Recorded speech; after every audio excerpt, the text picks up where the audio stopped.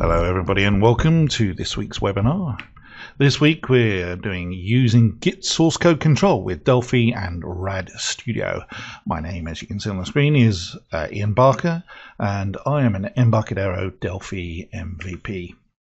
So why are we going to be talking about Git? Well, a lot of developers are not using source code control. All of us MVPs were having a little chat the other day about various things that we find when we do consultancy and things like that. And there's still quite a lot of people not using source code control. That means that they're doing things like copying their source code into a zip file or putting it onto some kind of external drive or something like that. And they're not really controlling the changes. Sometimes relying on the history of the Delphi IDE. A lot of people know what SCCS or source code control is, and they probably think they should use it, but they found it difficult or they can't see a particular reason in their own scenario. If you Google how do I use Git, there's a whole raft, a massive tsunami of questions and answers about Git, which is the source code control system we're going to talk about today. It is a little bit tricky to use sometimes, but nevertheless, even despite being a bit tricky, Git dominates the open source and professional development ecosystem. If you look around, almost everything you'll find now is using Git in some way for source code control. Git is built into RAD Studio, and that means that you can use RAD Studio and Git interactively from within the IDE and not have to go outside. However, in this webinar, I'm going to really show you that there are some scenarios where I think you'd be probably better off using some external tools and not just things that are built in. Now, Git is not the only story in the world. There are some other source code control systems that are perfectly valid. Subversion, which is often referred to as SVN as an abbreviation, is very popular, and actually that is also built into the RAD Studio IDE as well. You can find Subversion at the URL shown on the screen, subversion.apache.org. It's extremely popular, still actively maintained and very competent. It does some slightly different things to Git. For example, it uses a thing called submodules very effectively, whereas Git's a little bit cumbersome. They're still kind of working through that and trying to fix that problem.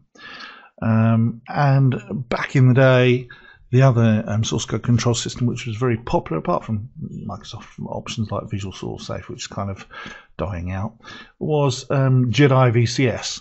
And Jedi VCS was part of the Jedi project, which I'm sure you know of. It's a very, very popular open source component set and code library. And it had its own version control system. This was based on Firebird as the background database technology. If you go on to that project, it's not been used since April 2017, but it used to do some very cool things like it was built into the Delphi IDE with a little helper, and every time you checked in some source code with some changes, it would actually make some comments. It would update your source code with some comments.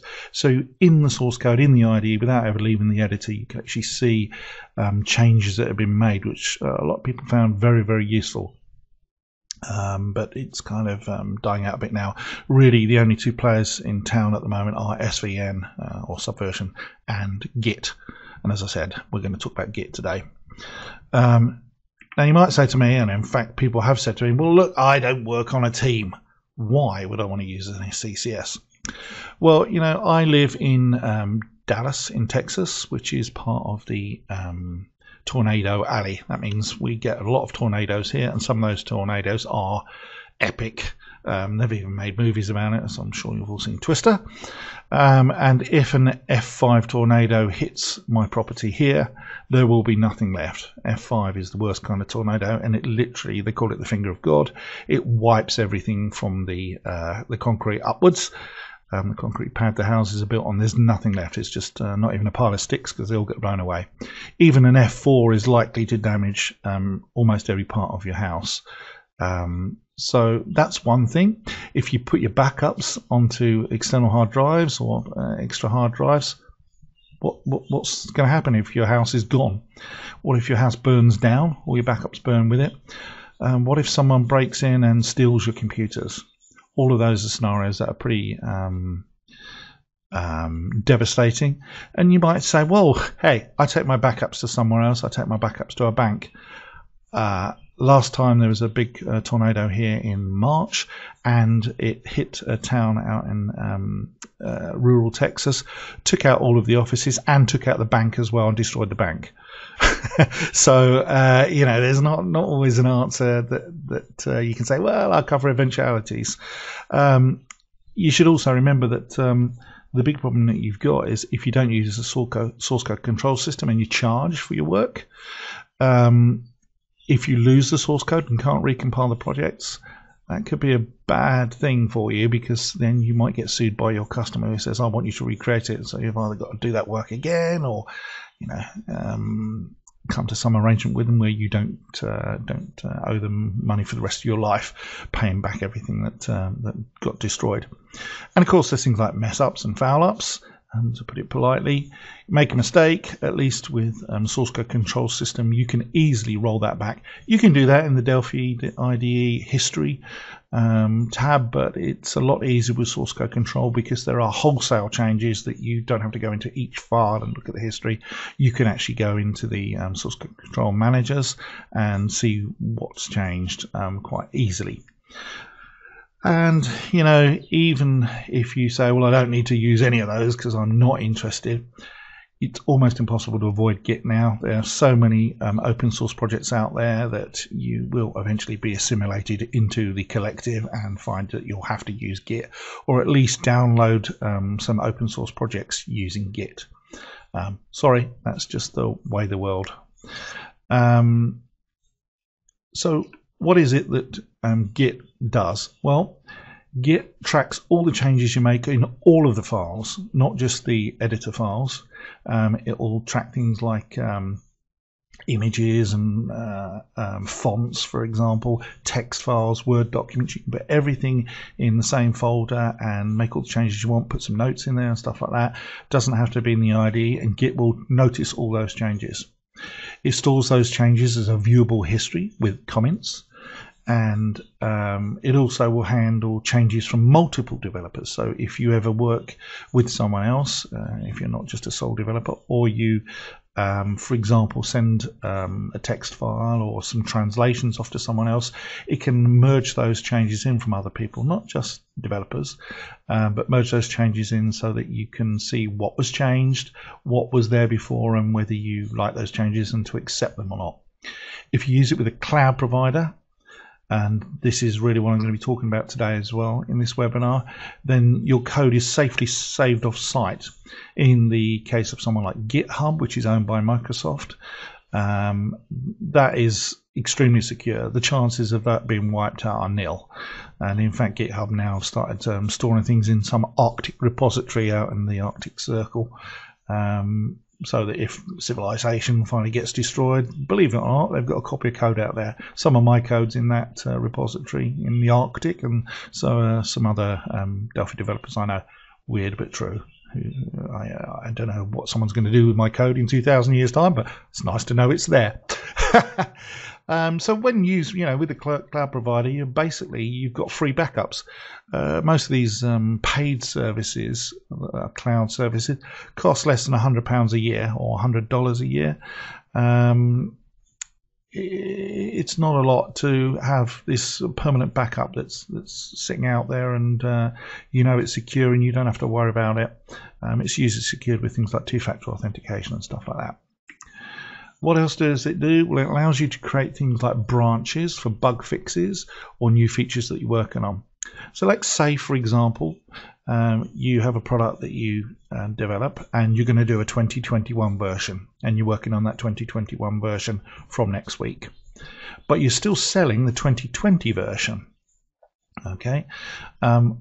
So you've got to fix bugs in the 2020 version without giving people the changes from the 2021 version. The way you would do that is when you start to work on the new 2021 version, you create a branch, which is like a waypoint for 2021. Do all your new changes and add your new features into that 2021 branch.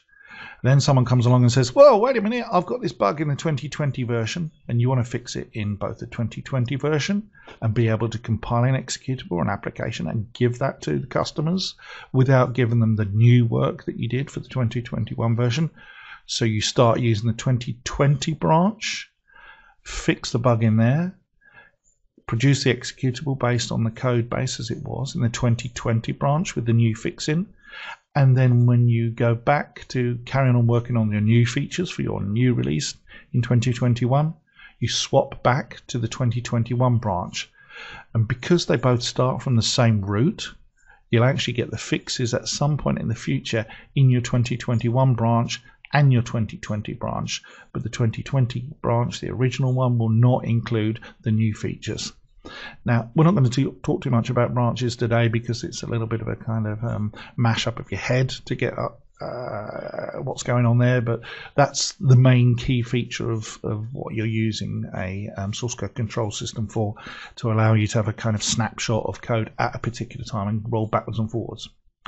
If you get some changes in from outside, let's say someone comes and helps you with a bug or add some new features if it's an open source code project, or you're just working with more than one person, you can merge the changes from separate developers, and you can even merge the changes into different branches. So you could say, oh great, this person's fixed this bug, I'm going to put it in the 2020 version, and I'll also have it merged into the 2021 version. So you can pick and choose which branches to merge changes into, or you can merge them all into one and say, I've just got this one branch, the main or master branch as it's currently called on most versions of Git.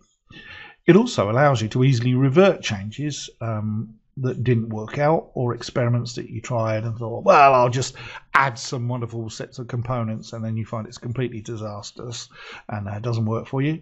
You can actually roll those experiments back or roll those changes back to a known stopping point, just like you do in the Delphi ID history tab, except you can do that en masse. You can say everything that I was working on, roll it back and get rid of those horrible fixes that didn't work out.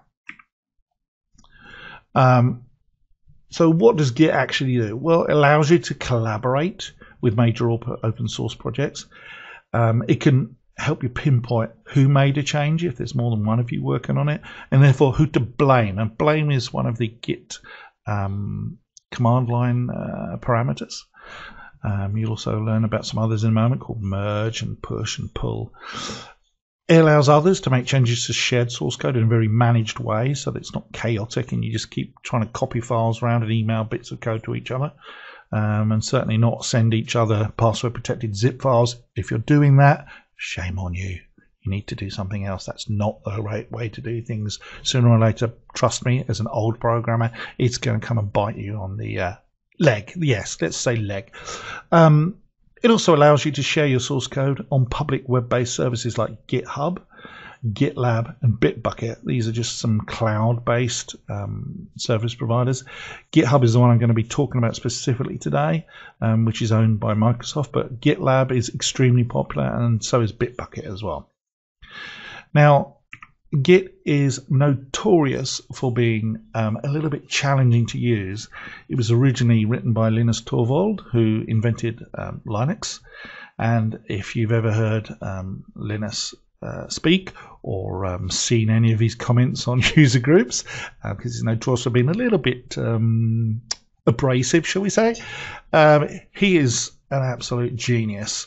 And unfortunately, like a lot of these geniuses, it's a little bit tricky trying to follow along with these thought patterns on some of these things. And so Git is notorious for being a bit of a mountain to climb in terms of things you have to learn. As a result, there are a few tools out there to make life easier. You can do everything with Git from the command line, and you can do almost everything with Git from within the Delphi IDE, and I'm going to show you how to configure that in a moment. But I would recommend that you actually use one of these third-party tools. GitHub Desktop, this is actually from the company GitHub that do the cloud hosting. I would definitely recommend this. This is an open source project, and it gives you a cross-platform, how do we put it, a visual version of Git management. It's very good. It will work on Linux, it will work on Mac, it will work on Windows. So everything is safe. It looks the same on all of those. I personally use it. It's my favorite. Another one that's very similar is SourceTree. In fact, it was around before GitHub Desktop. SourceTree is from Atlassian. If any of you are aware of Jira, which is a very popular bug tracking system, it's the guys that make Jira. I don't like SourceTree, and there are some real glitches in SourceTree that I know plenty of people I work with don't use SourceTree for that reason, but it is popular with many other people, so it could just be us. Maybe we're just curmudgeons or something like that. And the other extremely popular add-on is TortoiseGit. TortoiseGit adds some context menus to your Windows Explorer shell. You right click on a folder and you can add, you can create new repos directly from the Windows Explorer, or you can add files and do commits and things like that, which you'll find about later. If you're not going to use GitHub Desktop or SourceTree, then I definitely recommend TortoiseGit. You can actually use TortoiseGit and GitHub Desktop or SourceTree at the same time. Plenty of people do. I just prefer to do it all in GitHub Desktop. Now, before you go anywhere, you need to install Git on your machine. Definitely recommend using the official Git for Windows installer. And if you're using a 64-bit version of Windows, I definitely recommend making sure you pick the right version, because there are two versions. Go to gitforwindows.org. That's the official Windows version, because there are some DOS and Linux clients. And click on the download button that I've got the little red arrow pointing to there. Accept all the Git for Windows defaults. Don't try and change anything unless you really know what it is that you're changing, and if you're watching this webinar you probably don't, so just click on the defaults. Make a note of where it installs. Okay, the reason is you're going to need that in a minute when we come to configure Delphi to use Git. The default for 64-bit Windows is C:\program files /git /bin /git.exe. That's the thing that you're going to need to know when you configure the RAD Studio IDE. The good thing about if you install the Git for Windows version is it adds some extra cool things as well. One of the weird things it actually adds is Subversion as well, so you actually get two for the price of one. It doesn't just install Git, it also installs Subversion, so if you have to work with a Subversion repository, you can do that with Git for Windows as well. Weird but true. It also installs some things like curl and stuff like that. If you're using Windows 10 2004 or I think 1903 as well, curl comes actually built into Windows now, so it's not necessarily a good thing that they add curl here, but it's available.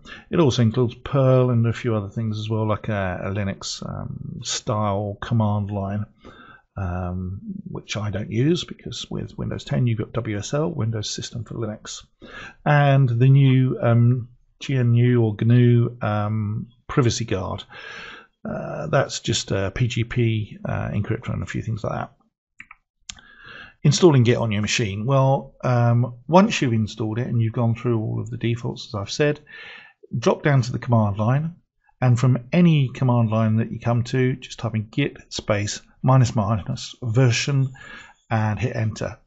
If everything's working, you should see the command line, like I say, in this screen. It's working.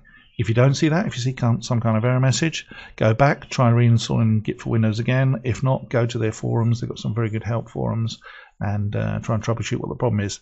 Until you can do this, and until you can say git space -- version and get that command line up like that, it's not going to work in the Delphi IDE. So you've got to fix that first before you go any further. So a bit of a 101 or a opening explanation of Git. And this webinar is not going to be long enough to teach you everything on Git. There are some webinars that are 4 hours long on how to use Git. We've got about 30 to 40 minutes plus questions.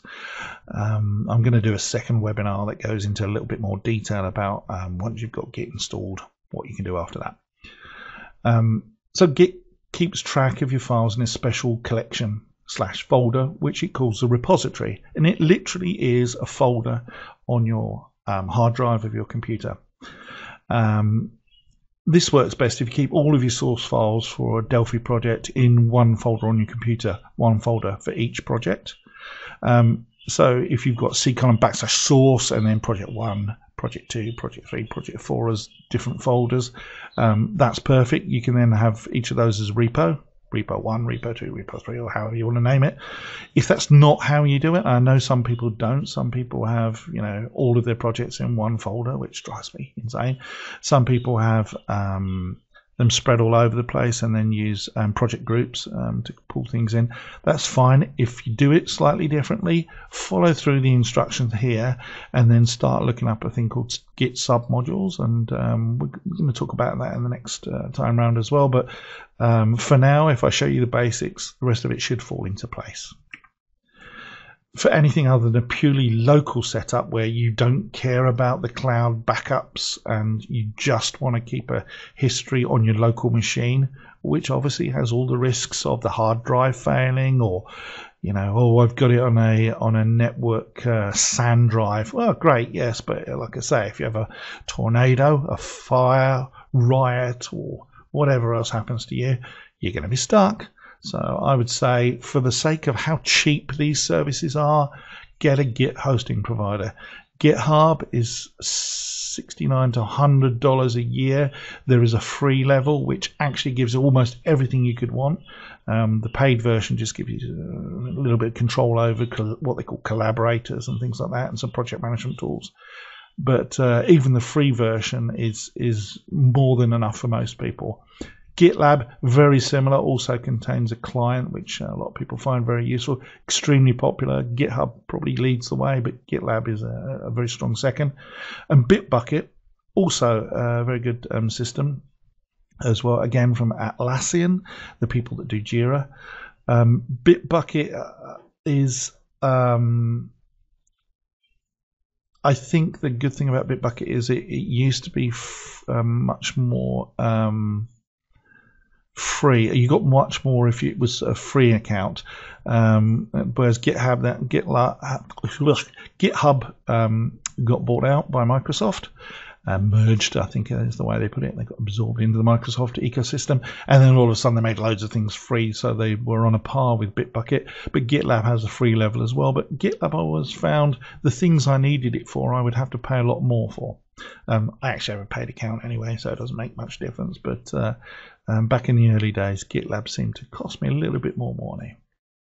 You need one of those. Go to that website, register it, an account with there, because you're going to need it for the next few steps.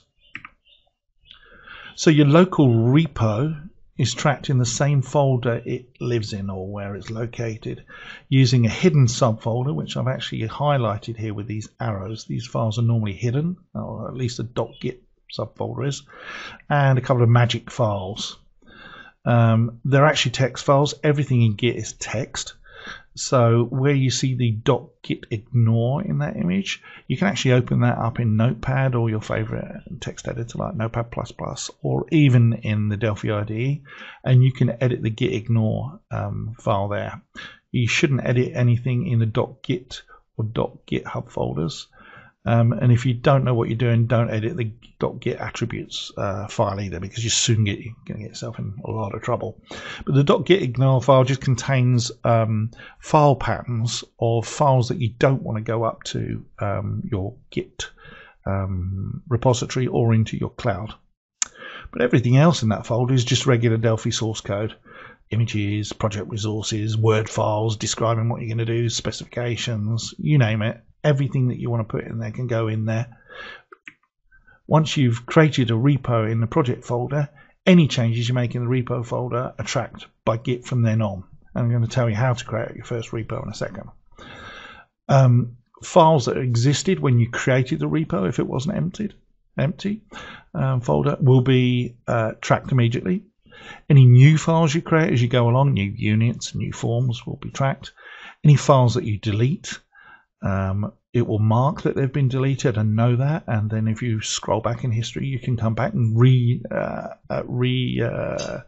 what's the word I'm looking for? Erase them from the dead. That's what I'm trying to say. Erase them from being deleted.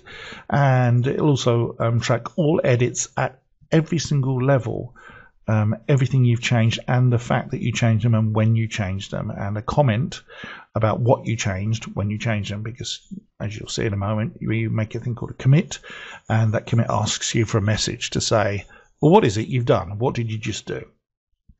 And this means everything, including the things you might not want to track, but you can tell Git which files to ignore. For example, the history folder in RAD Studio, you don't really want to be storing that in your repo. There's no point. And files, because obviously Git, by the way, replaces the history, and you don't want anything ending in .tilde-pass and .tilde-dfm, because they are just working copies of your current Pascal files and DFMs. Same with FireMonkey files and things like that. You also probably don't want to store the .executable, and you probably don't want to store various object files and binary files unless they're from things that you don't have the source code for. You're really only wanting to include the actual source code itself and the resources and documents. So before we do anything, we need to go into RAD Studio and tell it about Git. Because it doesn't know to start off with, because Git is a separately available product. So in the RAD Studio IDE, select Tools from the main menu and then Options. And from that menu, scroll down and you can see just in that tree there, hopefully, where it says Version Control. And under Version Control will be a couple of options.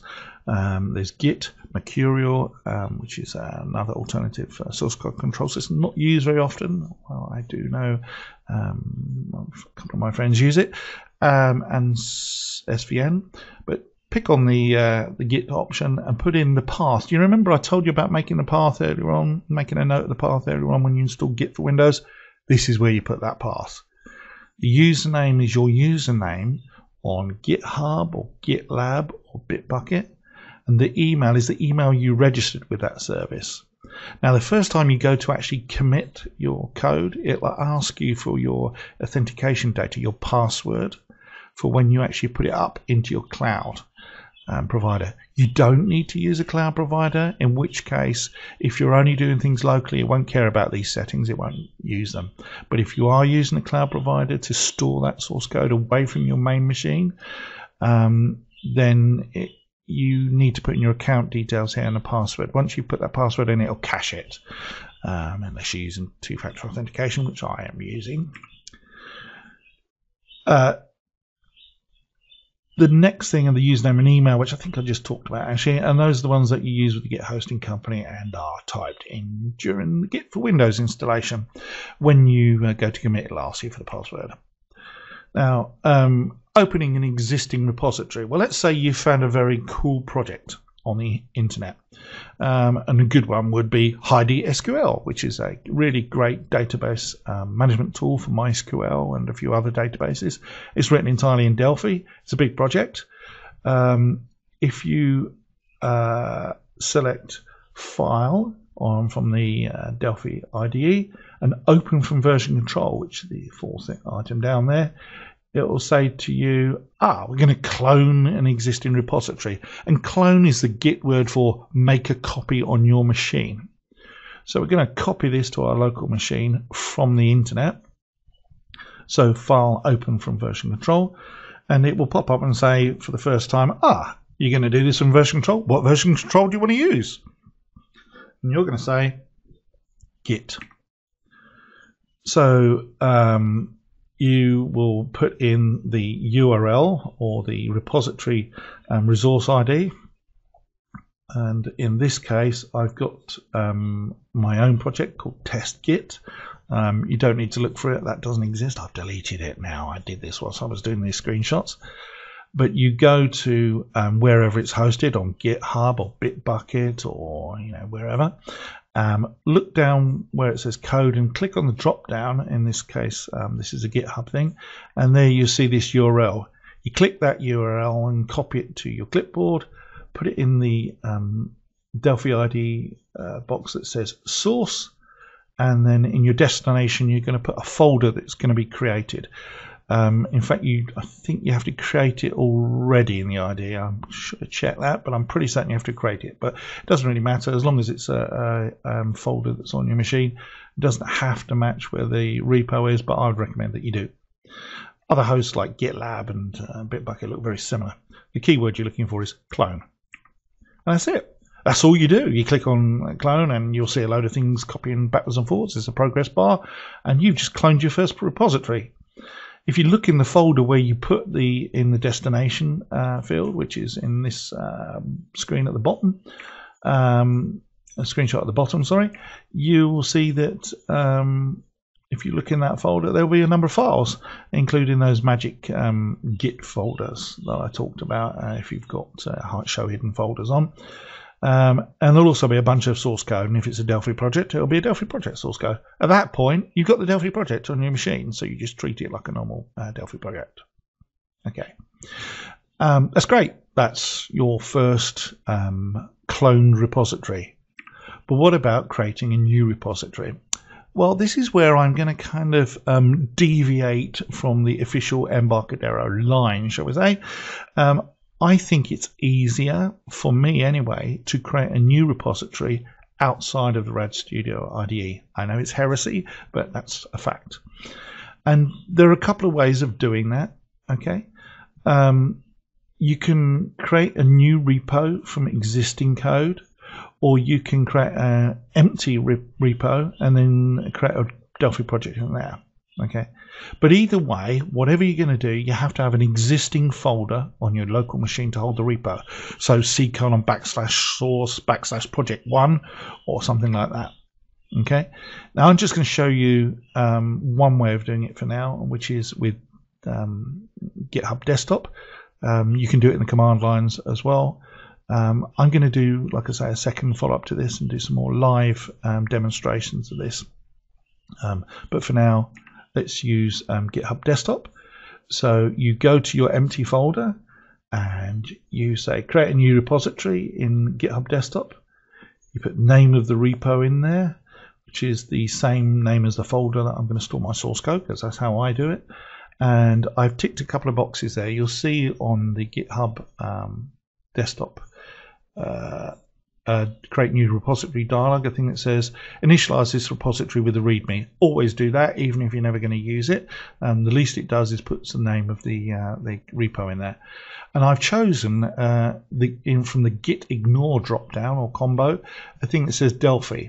If you choose that, what it will do is preload a git ignore file with a bunch of stuff that will mean that it will ignore stuff like your backup files, you know, asterisk tilde PAS and all those kind of files that you don't want to. It'll preload that git ignore file, and that way Git will just completely ignore them and you won't accidentally include a bunch of stuff that you don't need to. Once I click on that and click on new in GitHub Desktop, that's it. My repository is ready to go. And as you can see in this screenshot, my empty folder has now got that .git hidden file and a couple of other files as well, the .git attributes, .git ignore, and the readme.md. The readme.md is just a text file. You can open it up and it uses a type of formatting called Markdown, Google Markdown, if you're not sure how it works. It's just a straightforward text file, a bit like rich text, and just allows you to put some notes in like, this is my new project. It's Delphi, it's really cool, and I learned about it from the internet. At this point, though, that repo is just local. Okay, it is not anywhere other than on your local computer. So if you were to leave it like that and save your changes and make your commits, it would still be subject to your hard disk failing, the internet blowing up, you know, fire, theft, random raccoons coming and eating your computer, and so on and so forth, and Jimmy, your 4-year-old nephew, coming and typing on the keyboard and you not noticing it and hitting the exact combination to save everything. So we need to get it up onto the cloud for safety's sake. To do that, in GitHub Desktop, there's a very simple button which says Publish Repository. If you click on Publish Repository, up comes the dialog on the right. Again, you give it a name. and you give it a description. These are just for your benefit, but also are seen by other people if you make that a public repository, i.e. open source. If you're going to keep it private, if it's source code that you don't want the rest of the world to see, then tick on that box that says keep this code private. I'd recommend by default you keep it private, because you can always go and publicly you can go back and make a private repository public, but you have to go through a few hoops to do that, which is good. You can't do it accidentally. Whereas if you make a public repo private, by that point someone could have already made copies of your source code. So always start private, work backwards from there. Now, once you've started using a repository, once you've created a repository locally, even if it's not going to the cloud, everything you do, all the changes get tracked.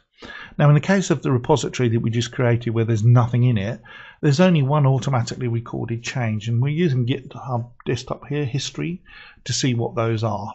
So I've selected what changes were made to the Git attributes file, and it just says auto detect some text files and perform some line feed normalization. This is because it was a Linux product, so Linux line feeds are different to Windows, just to make everything complicated, and a couple of other things as well. As you go along and you create more things, like I've created a project here, a Delphi project, and created an empty form in there.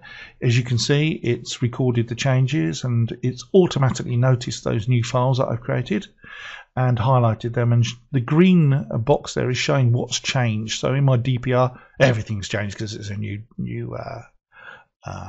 DPR, new project. Once you're ready, you need to save the changes to the repo, because although it's tracking it, it's not actually saved those changes into a history point, a waypoint that you can recognize. And to do that, Git uses a thing called commit. Okay, and there are 3 ways to make a commit, as it's called. The first one is you can do it within RAD Studio Delphi itself by right-clicking on the change file in Project Manager and selecting commit from the Git menu that appears. That's one way. You can also do it on at the project level and say commit, and it will do everything, all the individual files. Other ways you can do it from the command line. You remember we tested the command lines working. All the IDE is doing is effectively calling the command line for you. So what you see here is me actually manually committing some changes in the Windows terminal. It's not difficult to do this, but it's not obvious. So in this case, I'm committing my changes. I'm saying git commit -a, which means add everything. -m means that I've got a commit message. And then the thing between the speech marks is my git commit message. That message is tagged onto that set of changes, that delta as it's called, of changes.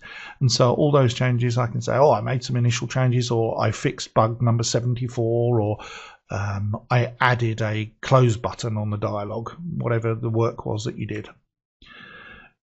Or finally, the other way is you can actually save the changes using GitHub Desktop or SourceTree or TortoiseGit. In GitHub Desktop, the client that does it, you click on the button that says make changes at the bottom. The commit to master. Master is just the version or branch that we're working on, and in fact that phrase master is falling out of fashion at the moment because of just recently there's been an awakening, shall we say, that the term master could be it could have unpleasant connotations about the days of slavery and things like that, where masters were in charge of servants and things like that. But currently master is the term that's used, and we're going to commit these changes to our master copy of the source code. And we're going to put message in, and as you saw earlier on, it could say something like, I just added a close button or whatever. Whichever way, you must add a commit message. A commit message is a note to say what's changed and why, and these messages are visible to other developers who have access to your repository. Now, within the company, if you're just a private repository and it's only your friends or your colleagues that are using that repository, then I guess it's up to the company to set the standards by which you use the messages. But for open source projects, it could literally mean anyone. So you want to avoid saying anything, shall we say, unprofessional, or inflammatory, or legally questionable, like accusing someone of doing something horrible or deliberately illegal. So be careful what you put in the commit messages, because they live forever. You can, in theory, go back and change them, but it's not obvious and it's actually quite difficult. So think long and hard. Try and make your commit messages meaningful as well, because you might go back and see these in 3 years' time, or in my case, 9 years' time, and think, what on earth did I mean by change button? Make them a little bit more expansive than that, and I think your life will be a lot easier. So even though you've committed your changes, at this point they're still only saved in a log or delta on your local machine. In order for them to go up to the hosting, the cloud, you need to push the changes to the remote copy of the repo. In the command line in terminal, you just say git push from the origin being you originated this code, to the master copy, which is on the internet. As I said, that word is changing to something else in the future, but you're pushing from your original copy, your origin, to your master copy on the cloud. With RAD Studio, you can also do it as well. If you right click on the project root and then say push, always choose from repository root unless you know differently. It's the same thing as the command I just showed you, but really easiest of all is use GitHub Desktop, which is kind of where I'm leaning with this webinar, and just choose push to origin. Okay.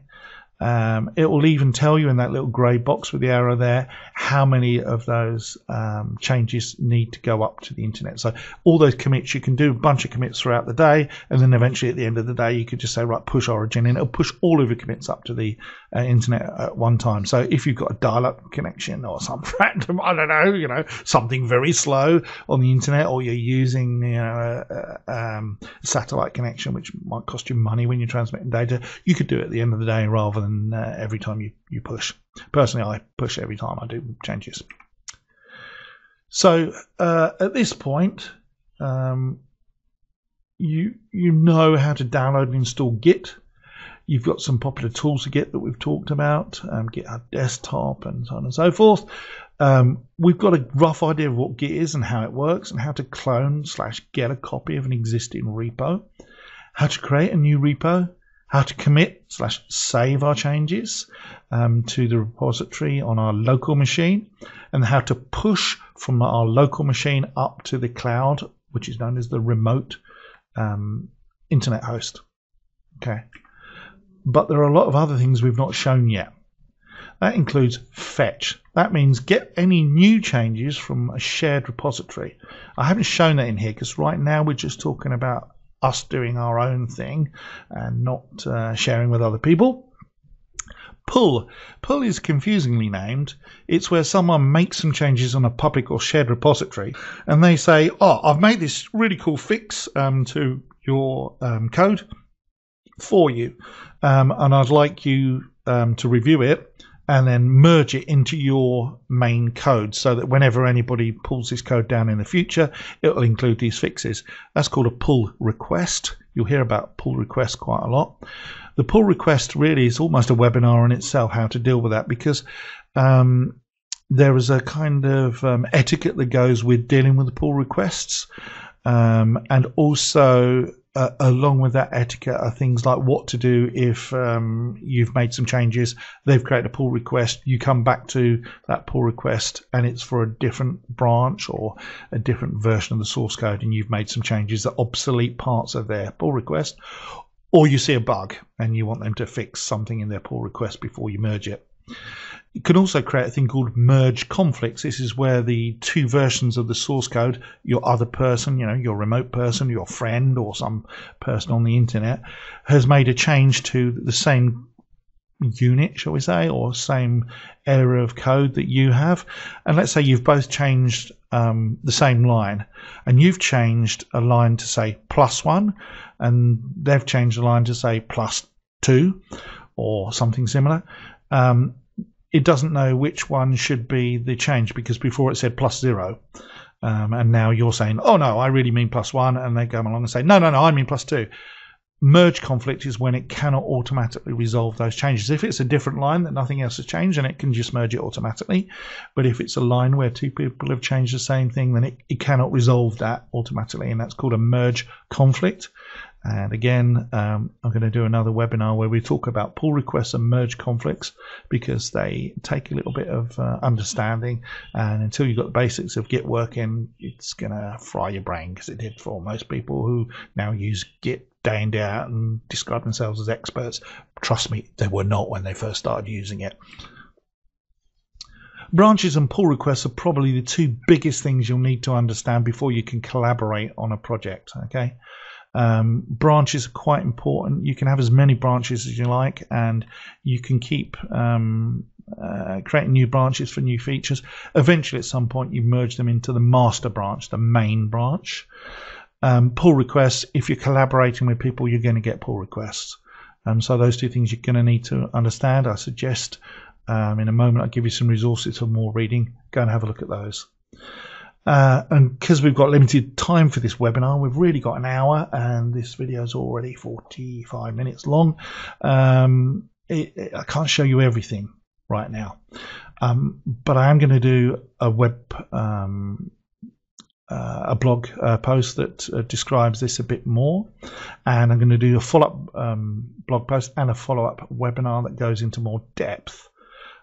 Because we know this is a popular subject, and various people have dealt with it, but we want to make this a little bit more complete so that it helps you out. And there's going to be questions at the end as well, so you can ask me some questions shortly. And so some resources for you. Git, the simple guide, it really just summarizes most of the commands that you come across frequently. Git Delphi, fixed by code, which is Delphi MVP. Very good article, a little bit out of date now, but actually extremely good at saying why you need to use Git from their perspective, so you get an alternative point of view other than mine. And the beginner's guide to contributing to a GitHub project, and GitHub desktop documentation. I definitely recommend using that. If you find you don't want to use GitHub desktop in the future, fine, but try it out, because it definitely helped me. It's a great tool.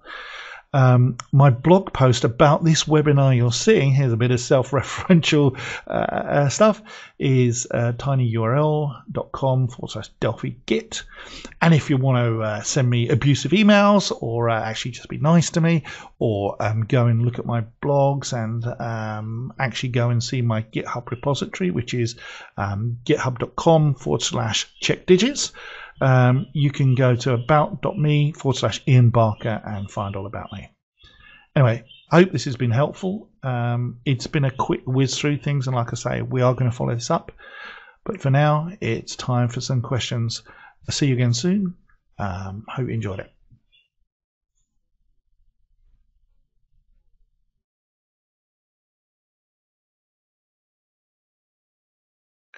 Okay, Jim McKeith here. I have Ian on the line, and we're going to do some Q&A. Hello, Jim. Hello. I apologise to everybody for the late start. That's entirely my fault. You would think by now that I've got all the computers I could ever need to work properly, but you know, everything goes wrong right at the last minute. All my audio stopped working. You know, I'm online all the time doing, presentations and stuff, and still is a constant thing where it's just like, and now I'm not online. I'm literally using a laptop with a broken home key, and every time I press the letter P, it presses the P twice. I don't know why, but it's the only one I can get the audio working on. Yeah. Hey, that's the way it goes. Yep.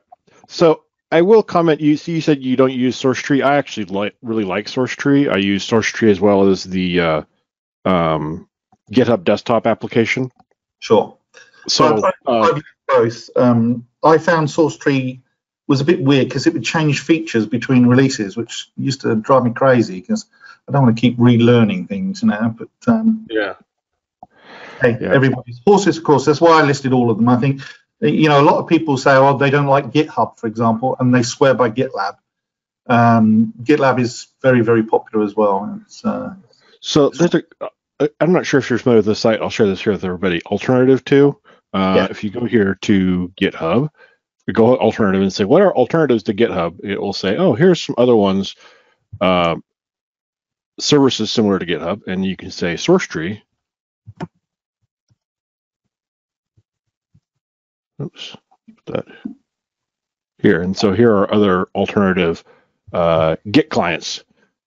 So there are plenty to choose from out here. Yeah, for sure. And I think the thing about it is as well is that Git is notorious for being very difficult to use under certain circumstances.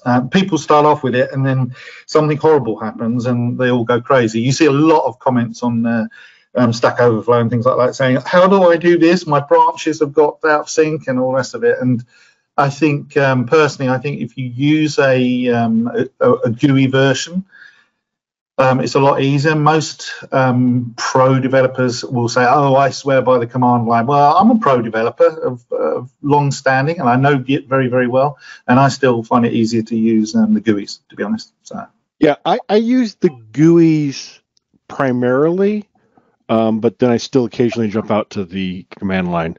I think the place I mostly see that is if I have to rename or move rename a folder, right? And you want to keep your history intact. I think that's the main time I end up using the command line. But yeah. So let's go through some of the questions here. I'm a big advocate of using source control as well. I started out doing the emailing zip files back and forward thing. And have used a number of source control systems through the years. So the question about whether or not SVN was still in use or not. SVN still is in use. Git is the current dominant player, but there are pros and cons from Subversion and Git. Some people love Subversion over Git. Some people are the other way around. But they are probably the two biggest ones. Mercurial's still a little used. You mentioned that one as well, but yeah. Yeah, I think so. I mean, Subversion is probably a few years ago. Subversion was very, very popular and probably more popular than Git. Git then took off once a lot of Microsoft people jumped on board, and then once Microsoft bought GitHub, that was it. The whole internet exploded with GitHub repositories and stuff like that. And GitHub were already doing very well when Microsoft stepped in and bought them. And to their credit, Microsoft said, we will run this with our hands off, and they did. And, there were a lot of people worried that they would change things on GitHub, but all they did was make a lot of the things that you paid for before free. So, it was kind of a good thing. And with the new Microsoft, it's open source focus has really sort of encouraged them to, get behind Git as a source code control. So quite good. Yeah, they really did expand the free tier. You can actually have unlimited private repositories. It used to be if you wanted private, you had to pay, but now the free tier gives you private repositories. So I did comment that someone asked about the idea of having your code on someone else's server. There were a lot of people that did move from GitHub to GitLab if they felt like they were competitive with Microsoft was the big thing, or just some people being paranoid when Microsoft bought it, because they didn't want to have their private repositories visible to Microsoft. But then I don't know if they've moved back or not. But so there are options. Keybase has like fully encrypted GitHub or Git hosting, so that if you're like really paranoid and you don't want anybody ever being able to see your code except for your authorized collaborators, that's fully encrypted. And there's some encrypted plugins as well. So there's a lot of options, but really, if you're not using source control, go sign up for GitHub free private repository, and you can start today. And I will make a caveat. This was awesome. Actually, learned a few things in here. Great intro, but I will add a caveat about GitHub or Git being complicated. It can be, but it can also be incredibly simple. You can do a lot of stuff. You can actually collaborate with other people without ever getting into branches and pull requests. If you follow certain use cases, but you're missing a whole lot of potential and power. Yeah. So you can use Git Git is a distributed version control system, which gives you this really robust ability to have, local repositories and remote repositories and pushes and pulls, but you can skip all of that and use it as a simple source control system. Well, as I said to someone in one of the answers, I think it's basically a history on steroids. Yeah. Because you're not just like looking at individual files for the history. You can, let's say, for example, you've got some images, some graphics. It will actually spot the changes in those graphics, which of course the IDE won't do. Or a specification document. I get specs emailed to me because some people just don't understand how to use collaborative document editing and things like that. And they'll send me multiple copies of the same document without telling me they've made a change. Git source code control will spot that and help you maintain a history of that as well, which is something the IDE won't work. One of the other questions we had was someone said, I thought you were going to show us more of the things in the IDE on how to use Git. We will do that.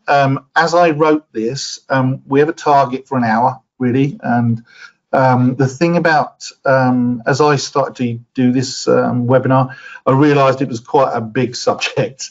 And I really wanted to make sure that this one was a kind of how to get to the point where you've installed Git, you know a bit about it, you can open a repo. I'm almost certainly going to do another follow-up webinar where I'll go into a lot more detail and show the IDE being used to do pull requests and a few other things as well. But I think if anybody's watching this webinar, they're probably on the kind of the open door threshold. They're beginning to look at what they can do with Git. And I think if you start talking about pull requests and merges and merge conflicts, and I think that would just lose people. As I said, there are 4-hour webinars talking about how to use Git. So yeah, there's a lot to talk about. Honestly, if you're I think one of the best features is how easy it makes it to open a project from remote hosting. Like you showed, that use case you showed, just being able to have Git installed and get going. That's really big, because one of the best use cases is if you're out on GitHub and you're like, oh hey, IDSQL, that could be cool. You just click open with GitHub desktop, right? Or you can just copy this right here and go into your IDE and just open it right from there. So, sure. GitHub makes it easy with this GitHub desktop, but just the ability to grab this and go to the IDE and open it is really a great functionality to have. So questions here. There were a lot of them. Yeah. There was a thread going here with Brian about online repositories, and if you lose internet, you're not be able to sync. Is it still a good idea even if you're a single developer and you can't go online sometimes? Yes. Git, because Git is distributed, it is perfect for somebody that is in a intermittently connected scenario. Yeah. I don't know if you want to. I'll let you go. I will talk forever, even if I don't know what I'm talking about. Well, that's fine. I mean, Brian is interesting because he actually talked about this and said, well, he's just a single developer. He's not in a team. Well, actually, quite often so am I. I do work in teams. I mean, I'm a kind of gun for hire, so to speak, a developer for hire. And so sometimes I'm working in a team with multiple people collaborating. Sometimes I've taken over a project and it's someone else's source code. But more often than not, it's just me working on the project. And I use GitHub to store the source code as a backup because, as I said before, I live in the tornado zone and it is possible something horrible will happen and the house won't be here or whatever. But not only that, I actually create some repositories on those cloud systems where I allow people to raise bug requests and new feature requests. We also use it to exchange documents on there as well. So all of the cloud providers provide that kind of functionality, and project management as well. You can do Scrum via those as well. So yeah, being a single developer, there are advantages. I wouldn't use it otherwise. I wouldn't need to. But I can definitely say, yeah, being on your own is not any reason not to use Git, if that double negative makes sense.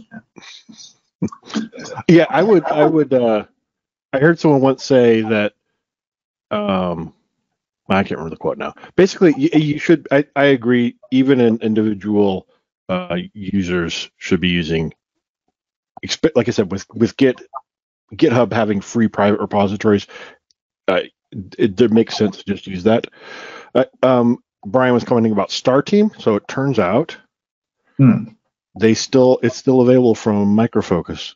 Yes. Well, Visual Source Safe was around for ages. I don't know if that still exists, but that was another competing system. There are many systems out there, but Git is definitely the dominant one at the moment, and Subversion probably equal to or slightly less than Git. But yeah, there are alternatives. But if you're going to work collaboratively across the internet, then you're probably going to end up using Git. It's just the way the trend is. What can I say? I mean, the important thing to remember as well is that if you charge for your source code, if you charge people for the output of your code, you know, if something happens to that code, you need to ask yourself, what happens if my backups fail? Oh, I make a backup to an external drive. But what happens if you have a robbery or fire or some other disaster in your house? You go to your backup and you've accidentally missed something off, or that backup doesn't work, or that backup's not available for whatever reason. You are going to be sued by whoever has paid for your code. For the sake of $60 a year or whatever GitHub does, and even the free systems, that is a peace of mind. You know, you can definitely roll back years of code on there. There's no limit on how much you store. So that in itself has got to be worth its weight in gold, as far as I'm concerned. That's why I use it. You know, yeah. I don't want to be booking a very expensive lawyer. I try and keep away from those. Yeah, exactly. So Alf just asked about migrating from Subversion to GitHub, including your history. There are a number of documents out there. This one is from Microsoft, specifically on their Azure DevOps, but I'm pretty sure the process will be the same for using GitHub as well. It's going to be using the Git command line client. But there are other documents out there on this topic as well. So it is something people have to do. You know, honestly, so unless you have a specific reason not to if you're currently not using source control, sign up for GitHub free and use that. If you're currently using Subversion and it's fine for you, keep using Subversion. You don't need to migrate, but if you're like, hey, I'm collaborating a lot, we do a lot of branch and merge, you know, we need to be able to handle that better, then that's like Git's sweet spot, is the ability to branch and merge. So then that makes sense to migrate to Git. And as I said, I'm going to do a follow-up webinar, I think, because as I wrote the screens for this one, it became obvious that this is only going to scratch the surface. And I think I'll do a follow-up where it goes into a bit more depth, saying, well, here's how to actually use it in anger, so to speak. And I think the question's been useful to sort of point me in the direction of some of the things I need to talk about. So, yeah, and actually, so some of the questions here I see are more involved on the Git usage. I am not a Git expert. I do have some projects I collaborate on using GitHub or Assembla, and as well as other. Actually, I think we moved all of it to either GitHub or Assembla. We used to have some other repositories that were being used, but I think all my collaboration is through one of those two now. And I'm not an expert, but I have found that once you get over the basics of it, because I was a little slow to pick up GitHub, I was happy with Subversion. But once I got over the basics of it and had the basics using it, and then had the command line tools installed and knew how to access them, I could Google most of the problems I ran into, I'm able to figure it out. And sounds like I just triggered your. Oh, no, I triggered my Google. Says I'm talking to it. Okay, sorry. So you can, figure a lot of it out as you go. But anyway, let's see. Were there any other questions you wanted to elaborate on here before? Because I know you and I can just talk about this forever. Well, we're always the same. We keep going for a long time. Not really. I think we've covered most of them, and a few people asked questions before the webinar had finished, and I think I'll answered a few of them on the screen. If you go to the blog post, which I'm showing at the moment, it's basically all the screens on the slideshow are there with some text. You can make comments on that blog post, and I will try and answer them. I am a working programmer. I code every day. In fact, 10 minutes before this webinar, I was dialed into 4 servers at once, fixing a problem. But I will do what I can to answer the questions. That's what, as MVPs, we're here for. Our job is to kind of, we believe that Delphi is the right way to go in terms of software development, and we believe there's good reasons for doing that.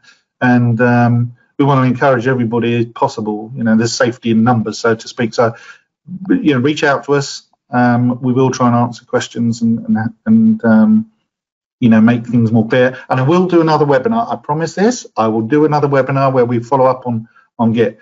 I'm on next week as well, doing another one about Fluent UI. So you're going to get sick of me soon. I really appreciate you actually doing this webinar. It's actually something we've talked about that people need to be more aware about, but also just, that you're doing some other ones as well. So thank you so much for that. I appreciate it. No problem. And as a working programmer, I guess if somebody's like, I need help getting to use GitHub or migrating to GitHub, is that something they can hire you for? Well, people can always hire me. That sounds bad, doesn't it? Yeah, no. I mean, I'm prepared to do a lot for free. So advice and stuff like that, as long as they're not taking up days and days of my time and hours of my time when I'm really busy, I'm not about to start raising invoices against people. Reach out, and if I think it's beyond what I would want to do for the sake of Delphi and being an MVP, then I will be quite explicit and say so. But yeah, I mean, of course, I'm always available. Yeah. The one thing, this is an important point about private. This happens all the time with people where they have a public repository and they check in like a key file or a password or something like that inadvertently, and even if it's only there for a split second, that's too late. So start private and stay on private until you really know what you're doing. Yeah, that's my pro tip, is start with it by default as private. And in fact, in GitHub desktop, once you set the first repository as private, every single one by them will be defaulted to private. And then you actually have to go and make that repository public, which you have to go online and do that, which I think is the better way to do it. It should be more awkward to make it public than accidentally making something public, and I think that works out fine. So yeah, it's like, in order to make this public, you have to type in the name of the repository and say, yes, I understand. And so, I understand. I haven't made a mistake. And incidentally, a couple of people said, oh, this is kind of leaning towards GitHub. No, absolutely not. First of all, you don't have to have things in the cloud. You can do Git locally, all on your own machine, but you lose so many capabilities that I think are an advantage of source code control, and especially cloud-based source code control. Also, I have no relationship with GitHub other than the fact I'm a paying customer. I pay them. They don't sponsor me or give me anything for free. I don't mind which one you use: GitHub, GitLab, Bitbucket. I've used all 3 of those. Bitbucket, very, very popular, and lots of stuff for free. GitLab, also popular, and as Jim's got up on the screen at the moment, about a whole bunch of other alternatives. So I don't mind which one you use. I'm not telling you which one to use. All I can say is I use GitHub, and I have used the others. I prefer GitHub. It works for me. Try it and see what you think. They've all got 3 levels of system, so it's not going to cost you anything, and I won't get any commission if you go one way or the other. So go ahead. Knock yourself out. Yeah. I think I'm not. I'm actually still am paying GitHub. Yeah. I was like, I can switch to their free plan, but I haven't switched over yet. Well, I actually use their project management capabilities in GitHub quite heavily. Yeah. And when you have the paid account, you can shut off. Uh-oh. Did I lose Ian? And so if there's a staff turnaround, for example, of people that collaborators at a business, yeah, then I want to turn those people off and say, sorry, you can no longer get to see all the goodies. And it just gives you a bit of extra control. I probably could go free because they now allow private repositories, which was the main reason why I wanted to be paid. So, yep. So the question here from Mark, what is classed as an action when syncing to GitHub? I'm not sure if I understand that. Do you understand that question? Yeah, I think he's talking about fetch and push. Push is when you, there's three things. First of all, when you do something and a change is notified to you, you know you've made some changes to a file. The first thing you do is commit, okay? And what that does is takes your changes and makes a entry in that hidden .git folder of just the changes. It's called a delta, and it only includes the changes. This line 74 had this character changed, and they are stored locally. They're committed. You put a message against it saying, I just did some stuff to fix a button, or I've just added 2 new labels or something like that. So that's the first thing, commit. At that point, it's still on your local machine. Okay, and you can keep going like that forever. You don't need to push it up to the remote. If, however, you want to sync it with the cloud service, GitHub, GitLab, Bitbucket, then you need to do a thing called a push. And what that does is takes the thing from your machine and pushes it up the pipeline, pushes it up the internet onto the cloud provider.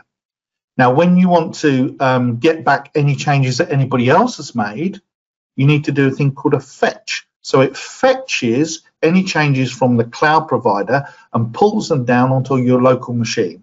So there's commit, that's local only, push up to the remote site, and fetch is bringing it back down again. Confusingly, they talk about pull requests, and that's something completely different.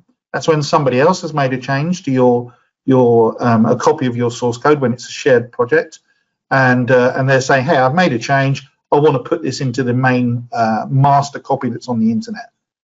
So for now, ignore pull. It's commit, push up to the internet, and fetch back down again. Those are the three things you need to care about. So Mark elaborated that he's referring to these actions, 2,000 actions.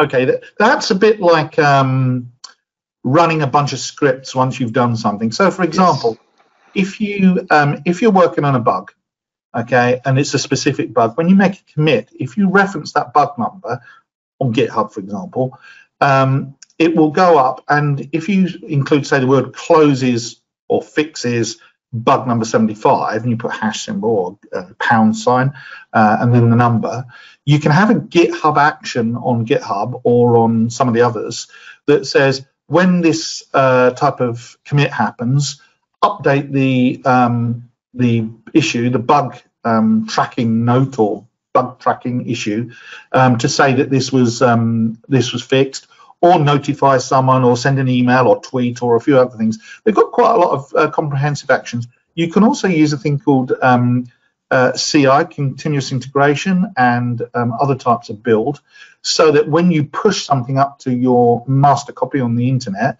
it triggers some builds. It doesn't really work for Delphi because of just the kind of use case that we have. And there are a lot of people providing some services that help do that now, but it is theoretically possible to trigger all sorts of actions. And so when they say, oh, you get X number of actions, they're talking about those scripted events, shall we say. Personally, you don't really need to worry about them most of the time. Yeah, it's totally beyond anything that was covered here. Or it's one of those things that you could use GitHub for years and never get into actions. It's a totally separate thing. I think once you get to ninja level, where you know what you're doing and you can deal with pull requests and you can merge things and deal with the merge conflict, then you can start Googling what is a GitHub action and start worrying about that. Until then, you'll have enough to be thinking about with the pull request, I think. So, yeah, it's interesting. I think we've asked that question. Yeah, if there's any questions, so Alice has another question here. If there's any other questions you asked earlier that we haven't addressed and you want more information on, feel free to ask it again. I was saying, what about if our project locally on several computers in your own domain without publishing, like several computers where different projects have having on Windows or Windows, Linux desktop, and Linux server in order to test code? Well, actually, yes. I mean, the point about Git is that it's got nothing really to do with GitHub as such, or Bitbucket, or any of the others. And certainly with GitLab, they allow you to have a locally hosted instance of a shared repository. But the whole thing about Git is it is distributed. It is designed to be used on a network. It just happens that the most common sort of usage scenario is that a network is joined via the internet. But if you're looking to only have it on a local server and never sync it up to the cloud, then there are plenty of articles about that. It's probably just easy to just Google that once you've got your head around what's happening with GitHub and GitLab and Bitbucket. But honestly, most of the time it's just easier to do it via a cloud provider. I'll give you an example of how that's just panned out recently. With COVID-19 being prevalent at the moment, and a lot of people working from home who haven't worked from home before, a lot of developers do work from home, but not all of them. Suddenly they're working from home and they need to collaborate on projects. If they cannot get VPN access to their local network, if their projects have been stored on the cloud, it wouldn't matter. They could literally be sitting in an internet cafe and it's a secure connection up to these cloud providers and sync that way. That's probably a usage scenario that I would say trumps the local Linux server type thing, but you know, it's absolutely designed to work on your own servers, no problem whatsoever. Yeah, the use case for was originally around the idea of being a distributed one, in that there was no central server. Everybody had their own canonical version, and you could then push and pull between the repositories owned by different people. So yeah, there's nothing that says you have to use that. You can have your own.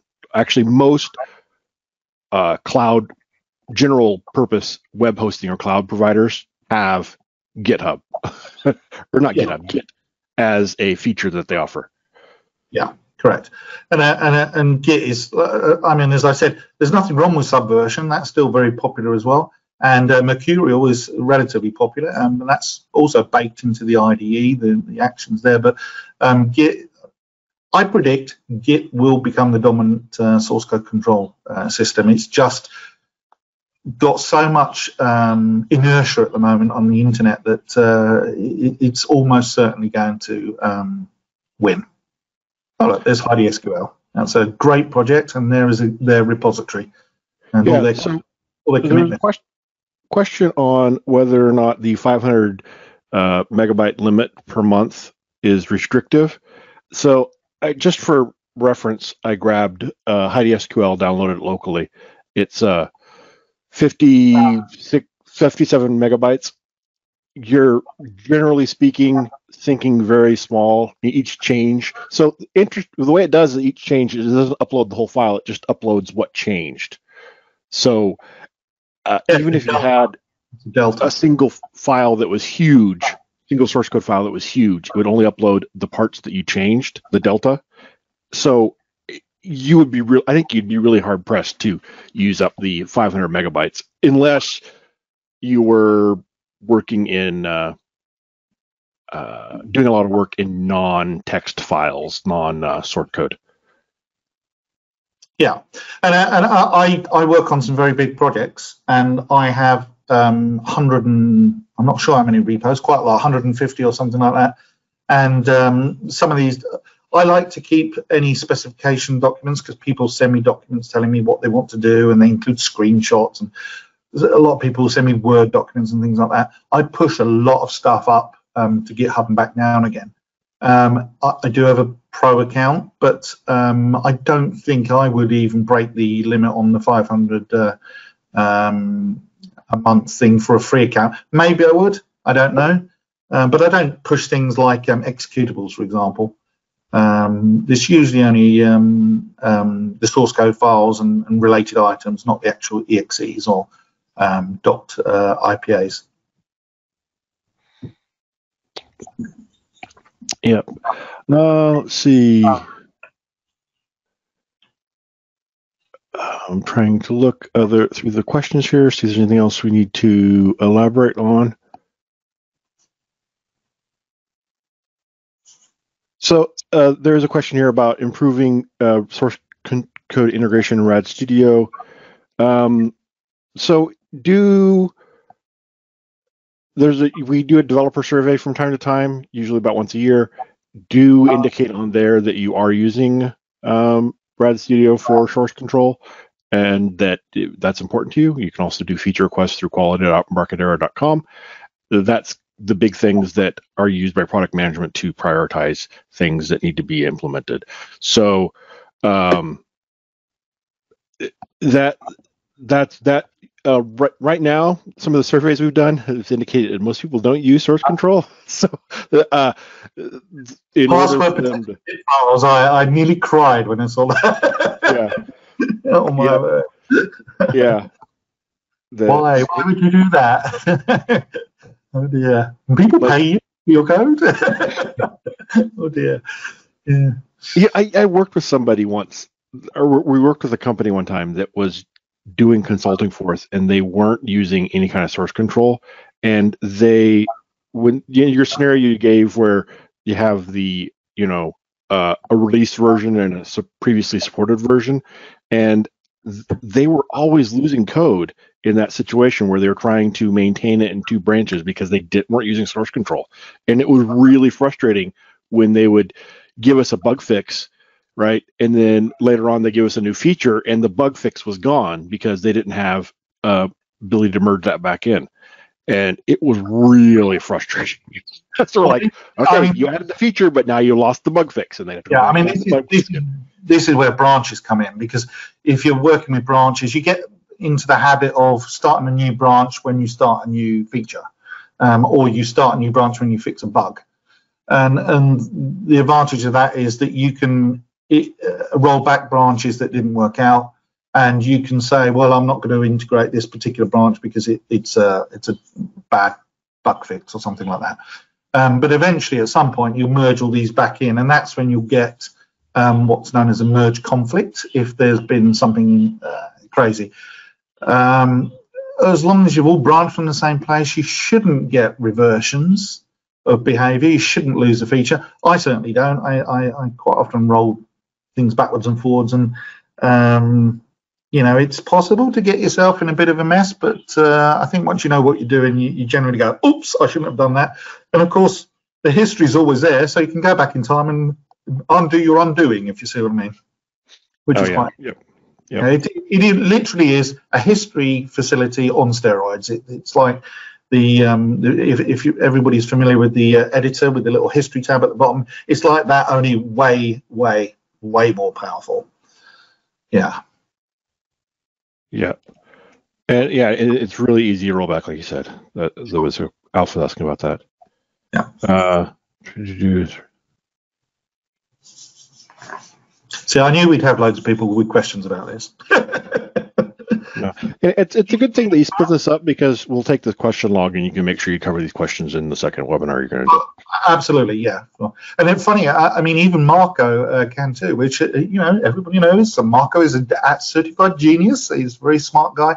He said, oh, good, I'm glad you're doing a webinar on that. So I think, even extremely good technical programmers can sometimes do with a little bit of a 101 on things like Git. It's not always obvious, and I think that's why there's so many tutorials out there and stuff like that. Certainly took me a while to get to grips with it. So can be confusing. That's Linus Torvald for you. He's a very smart guy, but doesn't always explain things in the clearest possible way. So yeah. So also, I do want to, beyond just doing your blog post like this.